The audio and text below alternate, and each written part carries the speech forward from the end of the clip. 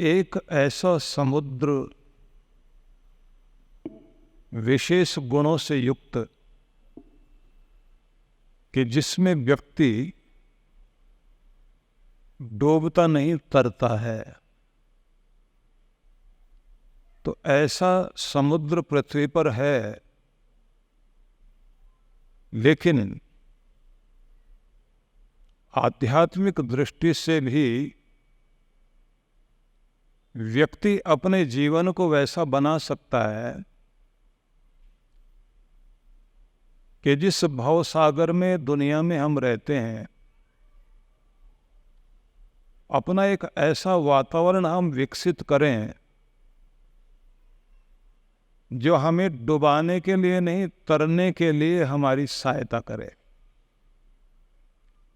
क्योंकि दुखद स्थिति जीवन की यही है कि हमारा वातावरण ही हमारे लिए हमारी प्रगति में बाधक बन जाता है। अपने ध्यान का वातावरण घर में बनाइए, भक्ति का वातावरण बनाइए। आप सेहत कॉन्शियस हों, स्वास्थ्य के प्रति जागरूक हों, तो उसका वातावरण घर में बनाइए। वो वातावरण विकसित करना पड़ेगा जिससे आप डूबे नहीं, तरें। जब तक आप वातावरण नहीं बनाएंगे तो विकसित नहीं हो सकते। ये ध्यान रखना कि कितना भी प्रतिभावान कोई बच्चा क्यों ना हो, यदि घर का वातावरण पढ़ने वाला नहीं है तो वो एवरेज रह जाएगा। और यदि बच्चा बहुत प्रतिभावान नहीं है लेकिन घर में पढ़ाई का माहौल बना हुआ है,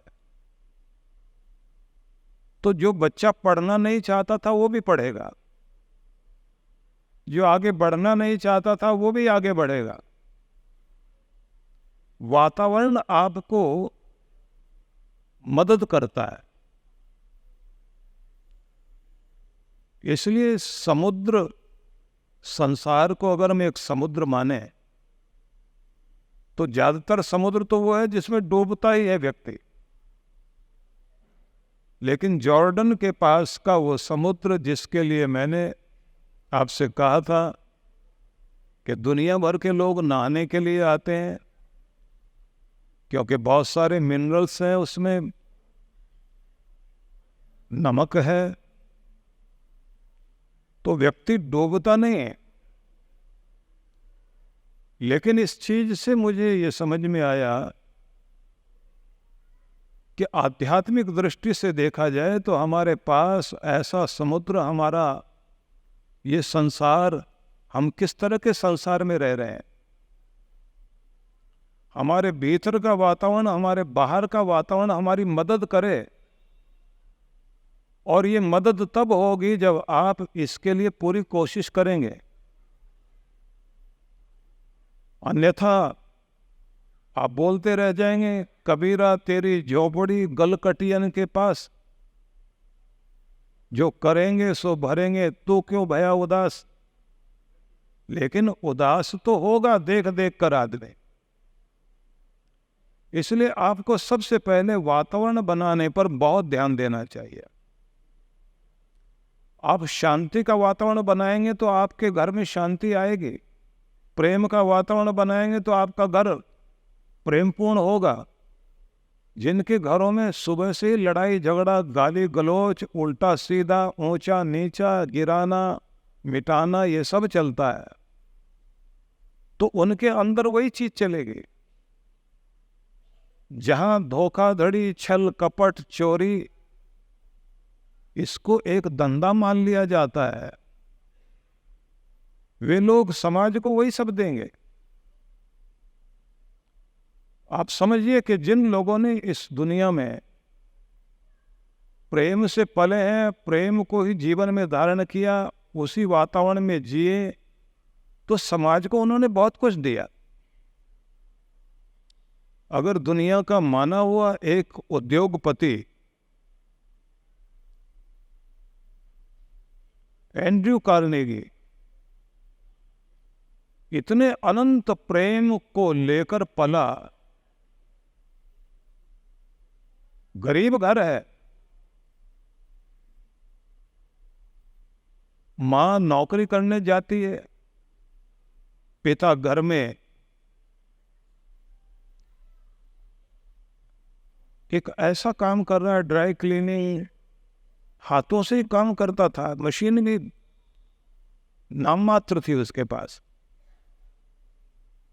और घर में काम करते करते अपने बच्चे को पढ़ने के लिए भेजे, और बच्चे के पास भी नाम मात्र के कपड़े, एक ड्रेस स्कूल की, उसी को धोकर प्रेस करके भेजा जाए।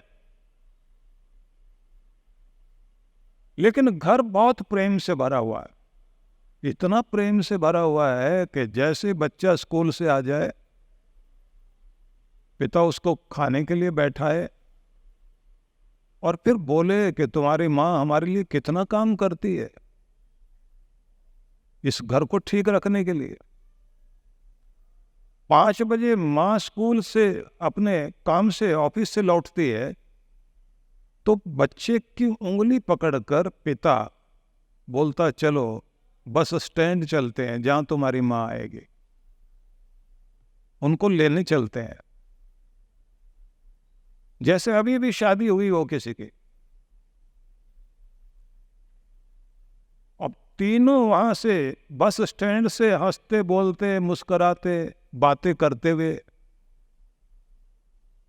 जब घर में आते हैं तो पहले दिल में प्रेम होता है तभी जाके घर में प्रेम आता है, पहले व्यवहार में प्रेम आता है तभी वो चारों तरफ फैलता है। उस वातावरण का प्रभाव है कि उस वातावरण को लेकर के एक बच्चा पलता है। और जब विश्व युद्ध के बाद पूरी दुनिया भर के देशों ने इस बात पर निर्णय किया कि हमें आपस के विवाद मिल बैठकर निपटाने चाहिए, हाउस ऑफ नेशंस की स्थापना करने की बात आई। तो जब हाउस ऑफ नेशंस की स्थापना की बात सामने आई तो उसकी बिल्डिंग बनेगी, आप समझिए $30 लाख उस समय। सबसे पहले ये व्यक्ति जो जिसका नाम मैंने लिया कि बहुत गरीबी में पला था, बढ़ते बढ़ते बहुत अमीर हुआ, तो विश्व में शांति होनी चाहिए, इसका भवन बने तो किसका पैसा लगे, सारी दुनिया सोच रही है। तो सबसे पहले एंड्रयू कार्नेगी आगे आकर कहता है $30 लाख मेरी तरफ से लगाए जाए। एक ऐसा व्यक्ति जो अखबार में विज्ञापन देता है कि मैं सेवा का कुछ बड़ा काम करना चाहता हूं इस तरह का, तो उसमें मुझे आइडिया दो, और जो आइडिया देगा, जिसका आइडिया सिलेक्ट होगा, मैं उसको इतना इनाम दूंगा। दूसरों से सुझाव लेता है कि सेवा का इस फील्ड में बढ़िया तरीका क्या हो सकता है, मुझे सुझाव दो। क्योंकि एक प्रेम पाया उस व्यक्ति ने और उसको लौटा रहा दुनिया को। भगवान के इस वेदी से ऐसे लोगों की चर्चा होती है। अपना अपना मकान बना के दुनिया में बहुत लोग चले गए, अपने अपने बच्चों के लिए वसीयत करके बहुत दुनिया में चले गए लोग, जो अपने लिए भी जिया, अपनों के लिए भी जिया और पूरी दुनिया के लिए जिया। ऐसा कोई व्यक्ति होता है, वही तरता है दुनिया में और उसी का नाम दुनिया में रहकर। इसलिए वो वातावरण बनाना बहुत जरूरी है जो आपका सहयोगी बने, आपको आगे बढ़ाने में मददगार बने। Rejuvenate and reinvent yourself with a series of divine talks by His Holiness Sudhanshu Ji Maharaj and Blissful Life Meditation by Dr. Archika Didi in Toronto. Divine Talks, 23rd and 24th August 2023, 6:30 to 8:30 p.m. 26th and 27 August 2023, 5 to 8 p.m. Blissful Life Meditation, 25th and 26th August 2023, 10:30 to 12 p.m. Location: Brampton Triveni Mandir. Contact details. All events are free. You are cordially invited. For more information or to contribute, please email us at